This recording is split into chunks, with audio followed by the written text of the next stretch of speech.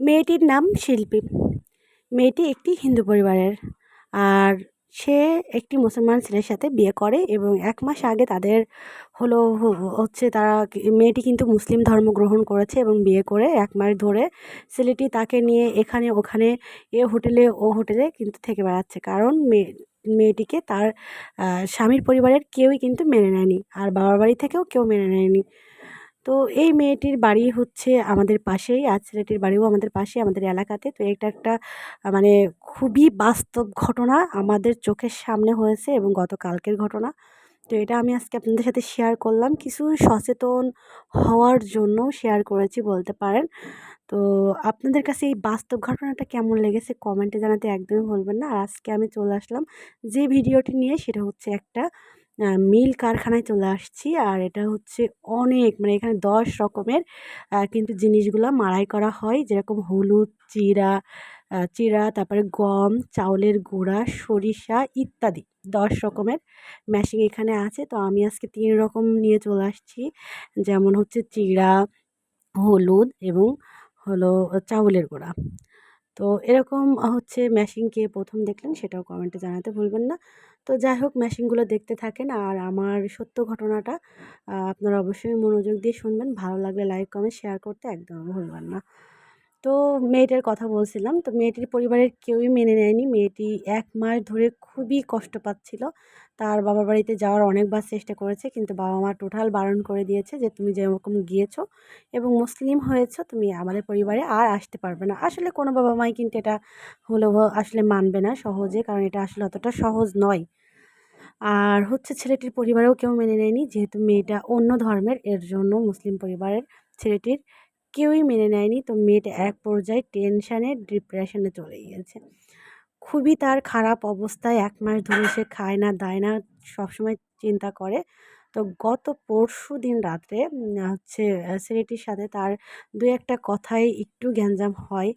আর সেটা হওয়ার পরে ছেলেটি ভাবে যে সে যখন মুসলিম ধর্ম গ্রহণ করেছে, তার ধর্মে থেকে চলে আসছে, বাবা-মা থেকে চলে আসছে, তখন নিশ্চয় ও কোনো খারাপ কিছুই করবে না, ও ঘুমিয়ে পড়বে। এটা ভেবে ছেলেটি হচ্ছে ঘুমিয়ে যায়। আর হচ্ছে মেয়েটি কী করে? ঘুমায় না।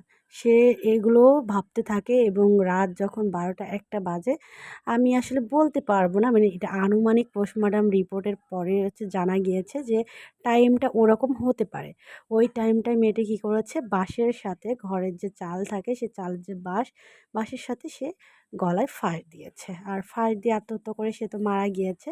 সকালবেলায় তাকে নিয়ে হচ্ছে পুলিশ কিন্তু পোস্টমর্টমে চলে যায়। আর পোস্টমর্টমে জানা গিয়েছে যে মেয়েটির আসলে ছেলেটি গায়ে হাত উঠায়নি। মেয়েটি আসলে নিজে থেকে আত্মহত্যা করে মারা গিয়েছে।